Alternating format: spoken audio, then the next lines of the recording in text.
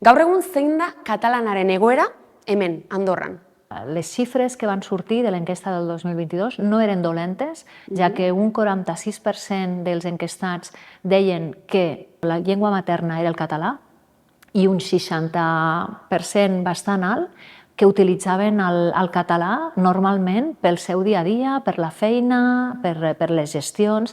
Per tant, les xifres van sortir bastant bé. Sí que hi havia, les xifres eren més negatives en quant al comerç, a l'atenció que podien rebre els clients que anaven a certs comerços d'Andorra i no rebien l'atenció en català.